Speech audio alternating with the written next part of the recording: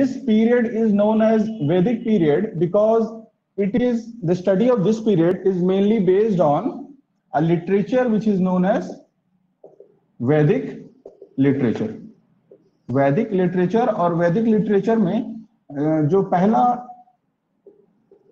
Category था 4 वेदास, इसको हमने देखा था, जिसमें आपका जो ओल्डेस्ट वेद है दैट इज योर ऋग्वेद.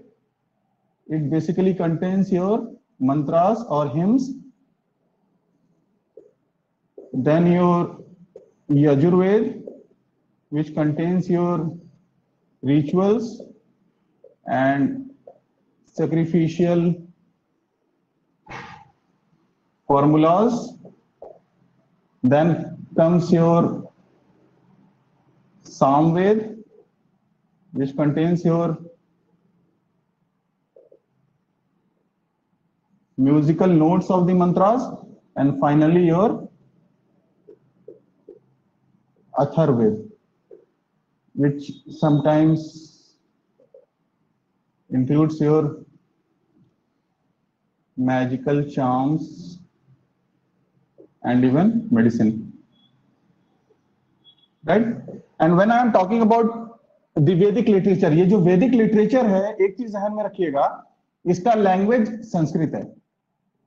इसका लैंग्वेज जो है Vedic literature का वो संस्कृत है. ठीक है, इतना हमने अपने प्रीवियस लेक्चर में देखा था.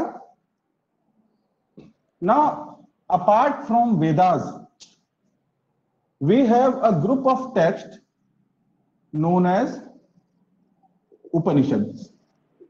उपनिषद्स देखिए, वेदास के कंटेक्स्ट में दो कैटेगरीज और हैं, मैं उसको टच नहीं कर रहा हूं. एक है ब्राह्मणाज और गुप्त. किसी का माइक ऑन है?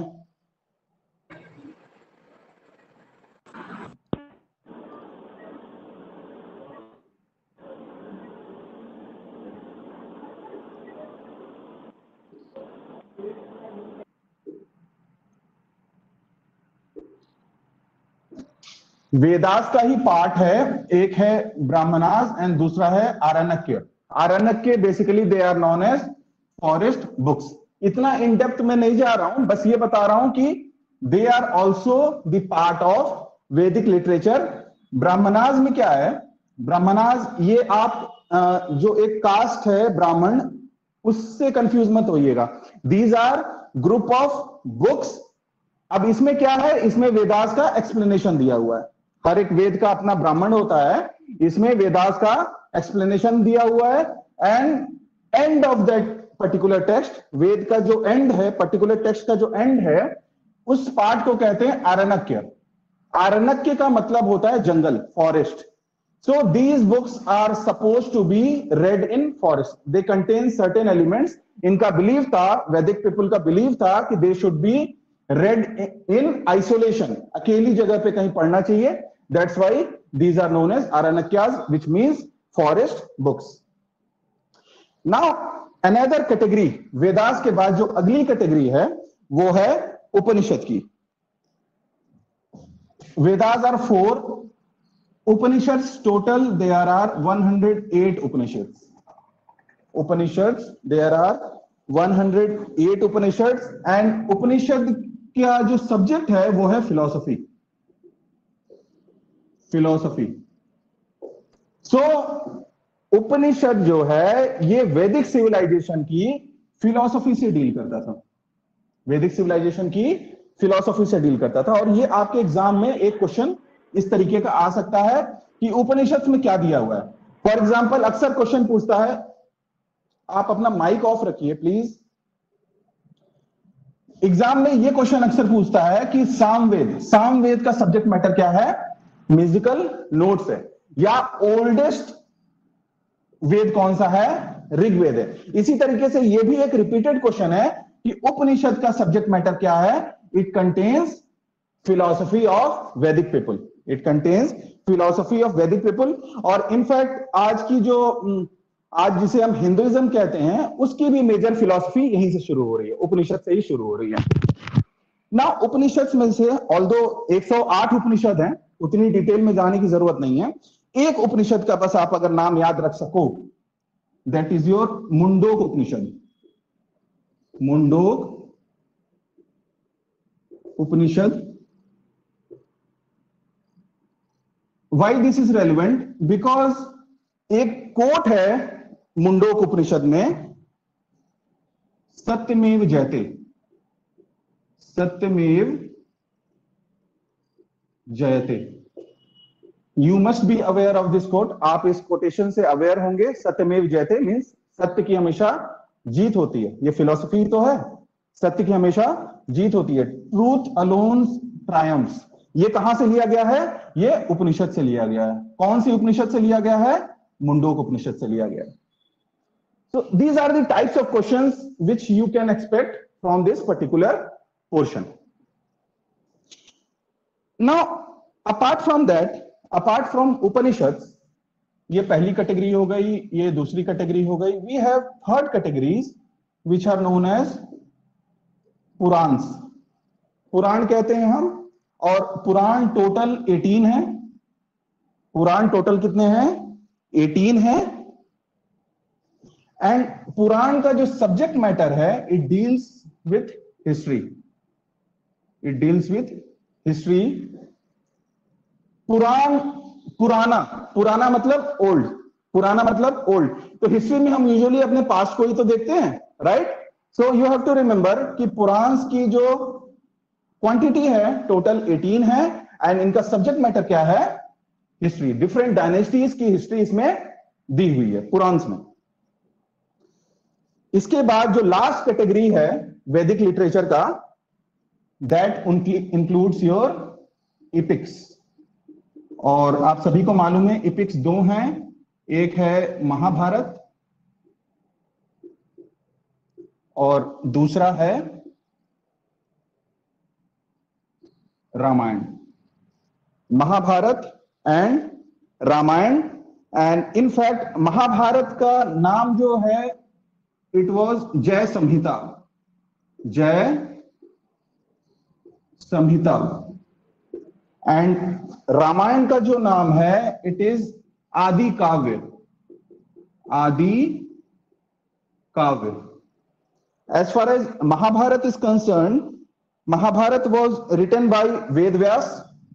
It was written by Ved Vyas. And Ramayana was written by Maharshi Valmiki. Valmiki. ना एक क्वेश्चन प्रीवियस ईयर पेपर में इनफैक्ट इससे पूछा था कि the text of Bhagavad Gita, Bhagavad Gita जो है वो किस टेक्स्ट का पार्ट है? वैदिक लिटरेचर में भागवत गीता किस टेक्स्ट का पार्ट है? तो you have to remember that Gita is a part of Mahabharata. Gita is a part of Bhagavad Gita. It is a part of Mahabharata. This should be kept in mind. So, ये आपका पूरा वैदिक literature है। Vedic literature has been categorised on this basis. पहले 4 वेद हैं। 4 वेद कौन से? सबसे पुराना वेद, ओल्डेस्ट वेद, ऋग्वेद, उसमें मंत्र दिए हुए हैं। फिर है आपका यजुर्वेद, उसमें रिचुअल दिए हुए हैं या सैक्रिफिशियल फॉर्मूलाज दिए हुए हैं। मैंने बताया था ना, जो वैदिक पीपल हैं, जो आर्यंस हैं, इनका मोड ऑफ वर्शिप क्या है? ये बेसिकली नेचर वर्शिपर हैं। नेचर का वर्शिप करते थे ये। एंड देयर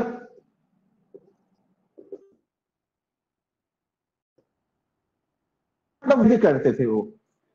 तो अब उस यज्ञ में मंत्र कौन सा पढ़ना है, ये ऋग्वेद में दिया है। उस यज्ञ को करना कैसे है या सेक्रीफाइस कैसे करना है, यजुर्वेद में दिया गया है। उसके प्रोनाउंसिएशंस या म्यूजिकल नोट्स ऋग्वेद के मंत्र के वो सामवेद में दिए हैं।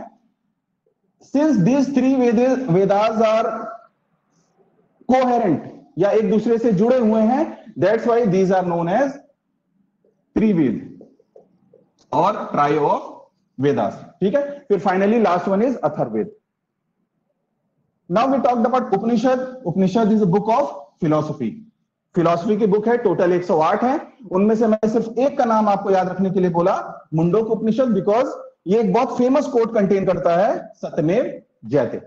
Apart from that we have Puranas, total 18 है। अब पुरानास नाम से भी पता चल रहा है पुरानी हिस्ट्री पढ़ते हैं इसमें, तो सब्जेक्ट मैटर इसका क्या है? History. Then we have epics, we have 2 epics, Mahabharata and Ramayana. Mahabharata was known as Jay Samhita, it was written by Ved Vyas, and Gita is a part of Mahabharata. As far as Ramayana is concerned, इसका नाम आदि काव्य था और इसको महर्षि वाल्मीकि ने लिखा था।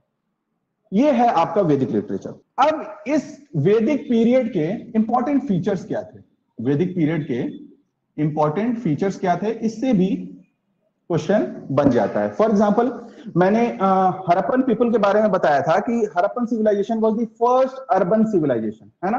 बट यहां पे वापस जो सिविलाइजेशन थी वो रूलर थी, जो इकोनॉमी थी वो रूलर था। इट मींस कि इनके पास सरप्लस प्रोडक्शन नहीं था। क्यों? क्योंकि एग्रीकल्चर ये बहुत ज्यादा नहीं करते थे वैदिक लोग। ये एग्रीकल्चर था बट बहुत ज्यादा नहीं था, तो कोई भी सरप्लस इनके पास नहीं होता था। That's why they were basically ruler economy. और ये पैस्टोरलिस्ट कौन होते हैं? ये कैटल जो पालते हैं, जो गाय भैंसों का पशुपालन करते हैं, कैटल ब्रीडिंग। तो गाय के चारे के लिए एक जगह से दूसरी जगह मूव करते थे। तो एग्रीकल्चर इनका मेन सोर्स ऑफ इकोनॉमी नहीं था, पहली चीज।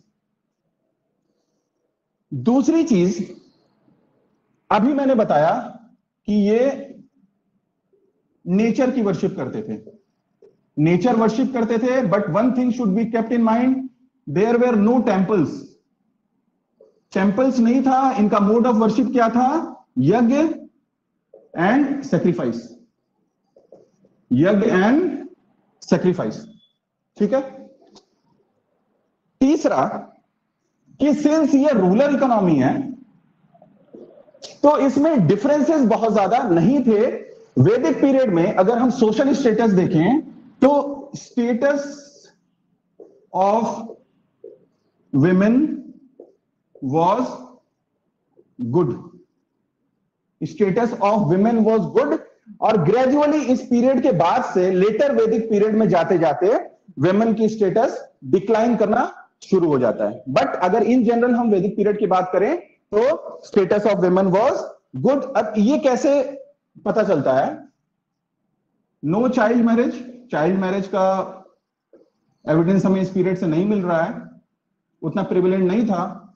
They received education, women education. बहुत सारे ऐसी विमेन्स थी जो काफी पढ़ी लिखी थी, स्कॉलर्स थी। And widow remarriage was allowed, window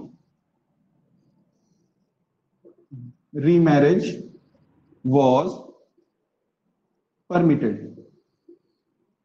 तो इनफैक्ट एक प्रीवियस ईयर पेपर में क्वेश्चन था कि in which of the following period the status of women was comparatively better या कंपैरेटिवली गुड। तो ये तीन जो कंडीशंस हैं, इट इंडिकेट्स दी कि इस वैदिक पीरियड में, वैदिक पीरियड का जो शुरुआती दौर है उसमें स्टेटस ऑफ विमेन गुड था, अच्छा था। Now this Vedic period is also related with a major transition, और ये आगे चल के एग्रीकल्चर को इफेक्ट करेगा, and that is discovery of iron. ये आप याद रखिएगा, discovery of iron is associated with Vedic period. तो अब ये तीसरा मेटल है यूज होने वाला। पहला मैंने बताया था कॉपर, पहला मैंने बताया था first metal to be use by man was copper. Harappan civilisation में हमने देखा था ये डेवलप होके ब्रॉन्ज बन गया था, अलॉय कर दिया था इन्होंने कॉपर और टिन को मिला के। अब वैदिक पीरियड जो है इट इज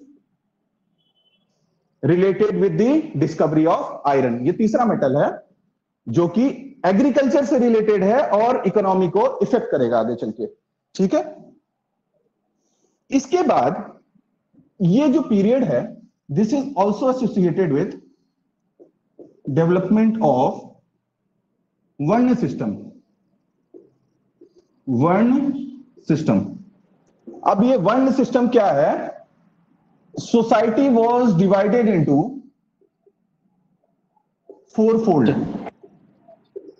उसकी शुरुआत हो रही है इस पर्टिकुलर पीरियड में वर्ण सिस्टम जिसमें सोसाइटी डिफरेंट पार्ट्स में डिवाइड होगी, डिफरेंट ग्रुप्स में डिवाइड होगी, उसकी शुरुआत यहां पे हो रही है. For example the priest class,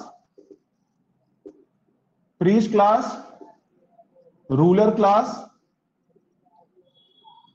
business class and lower class. अब प्रीस्ट क्लास में आगे चल के this place will be taken by Brahmins, they will be known as Kshatriyas, they will be known as Vaishyas and they will be known as Shudras. Earlier, शुरू में जब ये division हुआ था, शुरू में ये सिर्फ 3 थे और ये जो डिवीजन था it was based on your work. अगर आप स्कॉलर हैं, आप वैदिक लिटरेचर का स्टडी कर रहे हैं, तो you belong to this category. अगर आप रूलर हैं या आप वैरियर हैं, आप प्रोटेक्टर हैं, तो you belong to this category. If you are engaged in any sort of business, trading activities, arty craft, you belong to this category. तो आपके काम के ऊपर डिपेंड करता था कि आप किस कैटेगरी से बिलोंग करोगे. लेकिन लेटर वैदिक पीरियड और उसके बाद में this division was based on birth. ये रिजिड हो गया और आप एक क्लास से दूसरे क्लास में शिफ्ट करना आपके लिए पॉसिबल नहीं रहा. शुरुआती दौर में अगर कोई रूलर है, उसका बेटा अगर इंटरेस्टेड है कि नहीं मुझे स्कॉलर बनना है, तो ही कुड स्विच, है ना, that was not an issue. आगे चल के it was based on birth rather than your talent or your interest or your occupation. This is known as वर्ण सिस्टम. ठीक है, ये डेवलप हुआ वैदिक पीरियड में. एक और दूसरा कंसेप्ट जो आगे चल के डेवलप हो रहा है, दैट इज डेवलपमेंट ऑफ आश्रम सिस्टम. डेवलपमेंट ऑफ आश्रम system. Now, what is this ashram system? Actually, the life, as per the Vedic philosophy, the life was divided into 4 parts. The life of a person was divided into 4 parts. किसी भी इंसान की जिंदगी को 4 part में divide किया गया. जो पहला पार्ट था वो था स्टूडेंट का part. He should study. That was known as ब्रह्मचर्य. मीन्स इसका काम क्या होना है? स्टूडेंट. ठीक है, पहला पार्ट है, फर्स्ट 25 इयर्स. फिर उसके बाद second part should be grihastha. Grihastha means household. Means after completing the first part he should marry. शादी करके उसको अपनी गृहस्थी बसा लेनी चाहिए. Second part.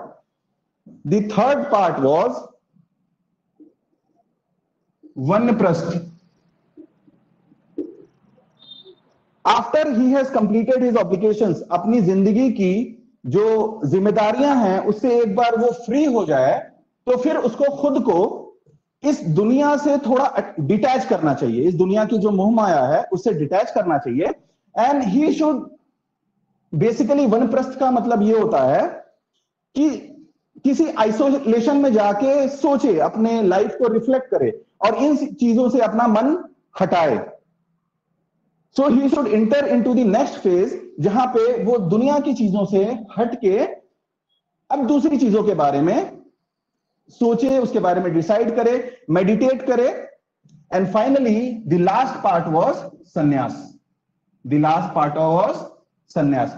ये वाला फेज मैच्योर होके finally he should leave everything and he should take sannyas. तो दिस 4-fold डिवीजन, आपकी लाइफ के जो 4 डिविजन्स हैं उसको कहते हैं आश्रम सिस्टम. तो वर्ण सिस्टम और आश्रम सिस्टम ये किस पीरियड में डेवलप हुए हैं? वैदिक पीरियड में डेवलप हुए हैं. ठीक है, so these are the important aspects which you should keep in mind.